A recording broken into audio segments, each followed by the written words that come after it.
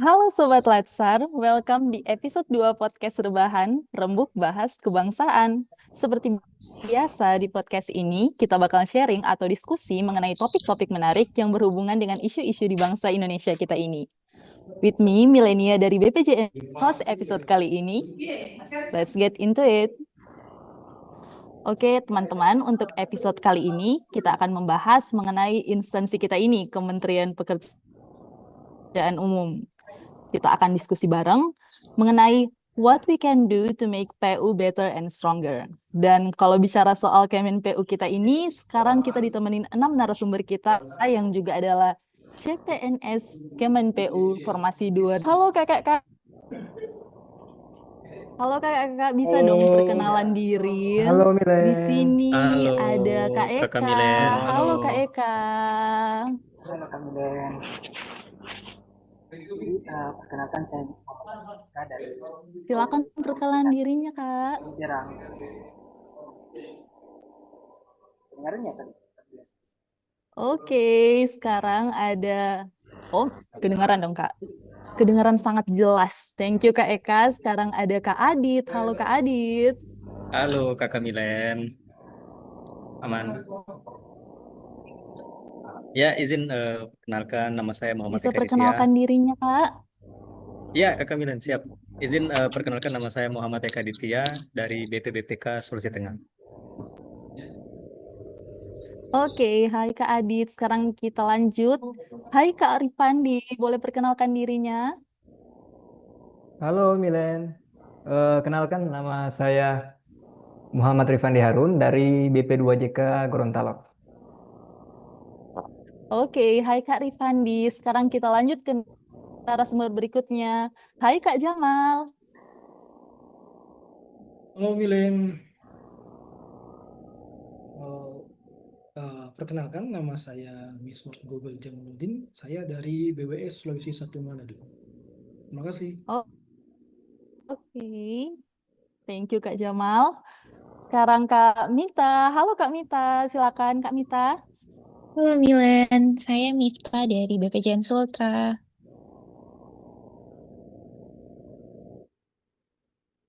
Oke, Kak Mita dan sekarang narasumber terakhir kita ada Kak Safran. Halo Kak Safran.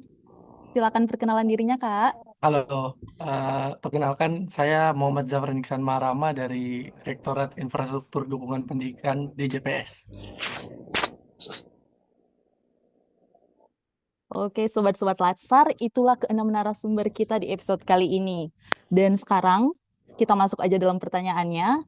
Aku mau nanya nih ke Mas Safran, Mas Eka, dan Kak Mita.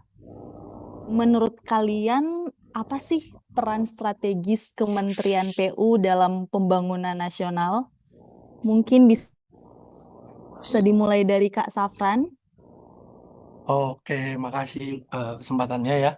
Kalau menurut saya sih PU tentu aja kita semua tahu punya peran strategis ya sebagai motor atau pelaku pembangunan di Indonesia. Saya sendiri saat ini kan di DJPS ya, prasarana strategis, di mana PS ini sendiri diberi amanah untuk membangun infrastruktur dasar seperti pendidikan, kesehatan, peribadatan, olahraga, perekonomian, dan sosial budaya. Nah, Infrastruktur ki- ya Kak. iya Bisa benar, dikasih yang contoh nggak supaya dasar-dasar. sobat-sobat Latsar ini tahu? Oke, siap. Jadi kalau di PS ini yang mungkin yang paling umum ya atau yang paling diketahui orang itu adalah sekolah rakyat. Di mana program ini nih adalah membangun sekolah yang diperuntukkan untuk masyarakat yang miskin ekstrim ya, untuk menjamin supaya mereka tetap bisa bersekolah dan mendapatkan pendidikan yang layak. Nah, di sini tuh juga peran PU ya melalui DJPS supaya menyediakan prasarana-prasarana yang menyentuh langsung ke kebutuhan masyarakat dan memberikan dampak yang nyata ya buat masyarakat secara umum gitu sih. Oke, thank you Kak Safran. Mungkin saya mau dengar sudut pandang dari Kak Eka. Silakan Kak Eka.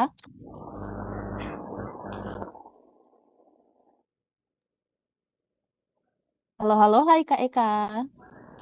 Kedengaran Iya salah Kak. saya? Iya Pak. Iya Bu. Dengaran kok. Ya, Sip, jadi sip. jadi Gini, saya tadi saya izin menambahkan sedikit sudut pandang dari pendapat Kak Zafran tadi sebagai CPNS di Ditjen Sumber Daya Air.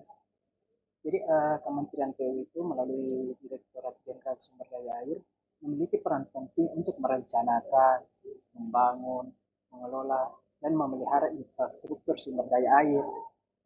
Contohnya itu seperti bendungan, jaringan irigasi, embung, jaringan air baku, dan pengendali banjir. Itu semua untuk mendukung ketahanan air dan pangan nasional. Begitu, Kak. Oh, I see. Thank you, Kak Eka. Dan sekarang aku masih mau denger nih, sudut pandang dari Kak Mita. Ya, Silakan, Kak Milan. Mita. Jadi tadi sebelumnya sudah disampaikan sama Safran dari sisi Dirjen PS, kemudian dari Eka, Dirjen SDA, kemudian sekarang saya ingin menyampaikan peran strategis dari Dirjen Bina Marga. Nah, untuk peran strategis dari Dirjen Bina Marga ini, yang pertama ini membangun, kemudian memelihara, dan meningkatkan kualitas jalan serta jembatan nasional yang menghubungkan berbagai wilayah di Indonesia. Karena dengan adanya infrastruktur yang andal ini bukan hanya mempermudah mobilitas masyarakat dan distribusi barangnya, tetapi juga bisa mendorong pertumbuhan ekonomi daerah, kemudian membuka akses ke wilayah terpencil, dan membuka konektivitas antar provinsi. Sehingga dengan jaringan jalan yang terhubung secara efektif ini, kegiatan perekonomian, pariwisata, dan pelayanan publik itu bisa berjalan lebih baik dan merata di seluruh Indonesia. Itu, Milan. Oke, thank you Kak Mita. Jadi di sini ada peran infrastruktur, peran dari sumber daya air, pelaksanaan jalan ya Kak ya. Ngomong-ngomong soal pelaksanaan jalan, saya juga CPNS DJBM Kak Mita di Balai Pelaksanaan Jalan sama kita berdua. Halo. Ya, Oke. Milen sama. Kita lanjut aja ya Kak ya. Kan tadi Kakak udah sharing mengenai peran Jadi kalau misalnya untuk menjalankan peran strategis ini pasti ada isu dan tantangan yang dihadapi oleh kita semua ya sebagai CPNS Kementerian PU. Saya mau nanya, apa sih isu dan tantangan terbesar yang Kakak rasakan saat ini di lingkungan Kementerian Pekerjaan Umum? Mungkin saya mau nanya ke Kak Rifandi, Kak Adit, dan Kak Jamal. Bisa dimulai dari Kak Jamal. Oke, terima kasih ya Milan untuk pertanyaannya. Kalau mengenai tantangan terbesar ya yang saat ini yang sedang dirasakan itu menurut saya ya, yang saya kerja di lingkungan kerja Kementerian PU itu kayaknya seperti ada terkait koordinasi lintas unit kerja, terutama tuh dalam proyek-proyek besar yang melibatkan banyak pihak dan wilayah. Selain itu keterbatasan sumber daya manusia juga yang terampil di bidang teknis, manajerial serta adaptasi terhadap digitalisasi dan teknologi yang baru. Menjadi tantangan sendiri pun dalam meningkatkan efisiensi dan transparansi kerja. Tak kalah penting pengelolaan anggaran dan waktu pelaksanaan proyek yang juga sering menjadi sorotan. Karena tuntutan untuk menyelesaikan pekerjaan itu dengan kualitas yang tinggi dalam waktu yang terbatas. Jadi semuanya itu membutuhkan sinergi, komunikasi yang baik dan komitmen sehingga kita terus tuh berbenah dan berinovasi. Betul Ya, mungkin itu. sekali Kak Jamal. Oke, mungkin ada tambahan dari Kak Adit. Iya, baik Kakak Milen, terima kasih. Mungkin saya senada ya dengan Mas Jamal tadi untuk hal ini. Bagi saya pribadi itu yang paling utama koordinasi antar unit kerja. Nah, padahal ini kan biasanya kita kan berada di bawah naungan instansi yang sama ya, dan seharusnya bisa lebih mudah dalam koordinasi. Cuman kadang agak menjadi kendala, terutama jika pada saat itu kita dalam posisi sedang mengejar waktu dan progres pekerjaan. Itu biasanya yang semakin mendekati deadline. Ngeri Kemudian Kak. juga dalam hal, ya betul, itu mungkin kadang biasanya terjadi sih. Kemudian dalam hal target pembangunan infrastruktur yang sudah disebutkan juga tadi beberapa contoh mungkin seperti jalan, ada bendungan, terus jembatan, bahkan permukiman. Ini kan biasanya sangat dibutuhkan di daerah. Tetapi anggaran negara kita kan biasanya terbatas ataupun sudah ada pos-posnya atau porsi-porsinya begitu masalah penganggarannya. Sehingga untuk hal ini tuh perlu kita menentukan prioritas proyek atau pekerjaan mana yang paling berdampak dan bisa mengoptimalkan dalam efisiensi biayanya. Mungkin seperti itu ya. Terima kasih. Oke, jadi ini isunya dikejar deadline dan efektivitas pekerjaan ya, Kak? Mana yang prioritas? Ya, betul Oke. sekali. Milan. Tapi time management Kak Adit masih aman ya? Sejauh ini ya harusnya aman sih. Ya, Oke. syukurlah. Ya. Oke, mungkin kita mau dengar juga dari Kak Rifandi. Iya, terima kasih Milan. Tadi kalau saya juga sependapat sebenarnya ya sama Eka sama Jamal tadi tentang tenggat waktu dan efektivitas dan lain sebagainya. Tapi kalau saya sendiri ingin memberikan pendapat yang mungkin berbeda karena kalau bagi saya pribadi, kalau menggunakan sudut pandang saya sebagai CPNS, maka mungkin yang menjadi tantangan terdekat saat ini adalah tentang keseimbangan karir dan kehidupan pribadi ya. Karena Widih. kita mungkin Work-life balance, Kak. ya benar sekali yang sudah jadi isu di saat ini ya. Karena kita tahu kan mungkin di Kementerian Pekerjaan Umum ini adalah kementerian yang mobilitasnya cukup tinggi Milan ya. Terutama jikalau nanti kalau kita Betul. diselesaikan ditugaskan di daerah yang cukup jauh misalkan dari rumah kita. Saya kira itu menjadi tantangan yang mungkin dalam jangka pendek ini harus yang menjadi sebuah pergulatan tersendiri ya di dalam batin saya pribadi. Tapi melihat di jalur pimpinan kita saat ini bukan orang yang biasa-biasa saja, tapi maka saya optimis akan ada jawaban dan solusi dari eh, pimpinan kita tentang keresahan-keresahan kecil kita itu. Nantinya Amin, amin. iya, jadi tidak ada isu yang perlu dihadap-hadapkan antara karir dan kehidupan pribadi atau keluarga. Seperti itu Milan. Oke, thank you Kak Rifandi. Dan mungkin kita ke pertanyaan berikutnya ya. Aku mau nanya ke Kak Zafran. Dan di sektor mana sih dari Kementerian PU ini yang masih perlu diperkuat menurut Kak Zafran? Oke. Jadi mungkin karena kan tadi sudah dijelasin isu-isunya ya. Kalau dari 3 isu tersebut ya paling enggak tuh mungkin ada paling tidak ya seminim-minimumnya ada 3 sektor ya yang perlu ditingkatkan. Yang pertama yang udah disampaikan sama Mas Jamal, Mas Adit, Mas Irfandi juga adalah koordinasi antar unit kerja. Dimana ini bisa jadi seringkali ya jadi satu momok atau satu permasalahan kendala dalam menangani proyek yang besar, banyak pihak, dan juga tenggat waktu yang ketat atau pendek. Yang kedua mungkin bisa dioptimalisasi adalah digitalisasi dan transformasi teknologi. Walau saat ini kita tahu juga sudah menggunakan berbagai macam teknologi seperti BIM, JIS, dan lainnya, tapi percepatan penggunaan ini juga perlu sangat dibutuhkan supaya layanan atau cara kita bekerja itu bisa lebih cepat, transparan, dan efisien. Dan yang terakhir, tapi Betul bukan sekali. dan yang paling penting ya, yang terakhir itu penguatan sumber daya manusia. Karena baik itu dari teknikalnya maupun juga dari manajerialnya. Karena SNPU itu kita di sini perlu sangat adaptif dan sangat inovatif ya, supaya pembangunan infrastruktur ini Berakhlak ya juga Kak ya? bisa berjalan dengan baik. Tentu saja kalau itu sebagai ASN. Itu sih mungkin 3 sektor yang paling tidak perlu kita benahi. Oke, thank you Kak Zafran. Dan selanjutnya aku nanya ke Kak Mita dan Kak Rifandi. Buat Kak Mita dan Kak Rifandi, mungkin Kak Mita aja yang belum jawab ya. Peluang atau potensi apa yang bisa kakak-kakak manfaatkan sebagai CPNS untuk memberikan kontribusi positif bagi Kementerian PU kita ini? Silakan kakak-kakak. Iya, Milen, terima kasih. Jadi sesuai tadi juga yang sudah disampaikan oleh Safran, bahwa penting untuk penguatan sumber daya manusia, apalagi kita sebagai ASN itu harus terus adaptif dan inovatif di tengah globalisasi ini. Dan kemudian kebanyakan penerimaan CPNS di tahun 2024 ini angkatan kita kebanyakan terdiri dari generasi muda, generasi Gen Z atau milenial, dan ini kita kan sama-sama tahu kita ini tumbuh di era digital. Jadi seharusnya kita ini sudah mulai terbiasa dengan pemanfaatan teknologi, sehingga nanti kita bisa mencari solusi secara cepat dan efisien menggunakan teknologi.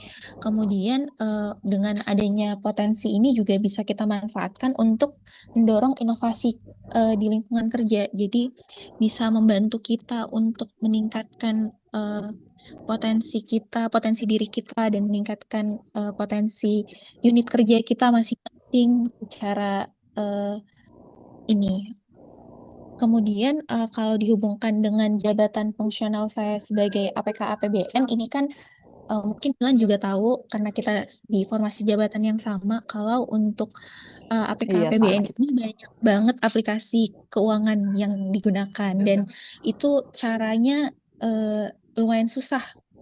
Nah, ini kita sebagai generasi muda, kita ini harus banyak belajar dan adaptif, jadi harus cepat mempelajari sehingga bisa menguasai, dan kita bisa memastikan bahwa penggunaan Ikan ya. Iya, betul. Penggunaan dananya itu bisa optimal dan sehingga bisa transparansi, akuransi, dan efisiensi untuk anggaran kita di Kementerian PU. Sekian, Milen. Oke, betul sekali. Mungkin dari Kak Rifandi mau menambahkan? Ya, Milan, sedikit saja mungkin dari saya untuk menambahkan yang sudah disampaikan tadi oleh Miftah ya. Kalau bagi saya mungkin peluang atau potensi yang bisa saya manfaatkan untuk memberikan kontribusi positif ke kementerian ini adalah mungkin yang pertama kita membawa perspektif baru ya dengan memberikan atau membawa ide-ide segar dari background kita sebelumnya. Karena mungkin di antara kita Betul kan sudah sekali, Kak banyak Rifandi. benar yang mungkin sudah berkarir di swasta sebelumnya karena mungkin kadang kita akui bahwa kadang sistem yang sudah ada di swasta ataupun yang non negeri itu sudah berjalan lebih bagus biasanya daripada negeri. Mungkin ada juga kekurangan dari swasta yang tidak ada terdapat di negeri seperti itu. Jadi dengan adanya pengalaman ataupun ide-ide yang pernah kita temui sebelumnya, maka bisa kita terapkan di dalam instansi ini ataupun di dalam unit kerja kita. Kemudian terakhir mungkin kalau saya ingin membangun jaringan internal kuat ya secara organisasi karena kesenjangan ataupun gap kita dengan para pegawai yang saat ini ada mungkin berbeda juga budaya organisasinya, budaya komunikasinya sehingganya kita butuh jaringan internal yang lebih solid lagi. Mungkin juga di antara kita banyak yang berorganisasi di kampus ataupun di luar kampus. Ilmu-ilmu ini yang mungkin kita bisa terapkan komunikasi-komunikasi yang lebih mantap lagi bisa Betul sekali, kita Kak Rifandi. Benar-benar. iya kita eksekusi di dalam instansi ini sehingganya tidak ada gap komunikasi ataupun miskom lagi antara pegawai lama ataupun antara kita CPNS justru semakin semakin syahdu lagi komunikasi semakin Makin mantap kuat lagi ya, lagi Kak. Ya, makin mantap, kuat mantap. lagi Betul seperti sekali. itu kalau saya oke Oke, thank you Kak Rifandi. ya Kita lanjut saja ke pertanyaan berikutnya. Apa sih langkah sederhana yang bisa dilakukan CPNS untuk mendorong pelayanan publik yang lebih baik? Di sini aku mau nanya ke Kak Jamal dan Kak Eka. Mungkin bisa dimulai dari Kak Jamal. Silakan Kak Jamal. Oke, terima kasih Kak Milan untuk pertanyaannya. Mungkin ya, karena ini kan kita statusnya masih CPNS ya. Jadi itu yang kita lakukan itu adalah tindakan. Jadi langkah sederhana yang dapat kita lakukan itu adalah tindakan kita dalam melakukan pelayanan publik itu agar lebih baik dengan menunjukkan sikap yang proaktif, disiplin, dan responsif dalam menjalankan tugas sehari-hari.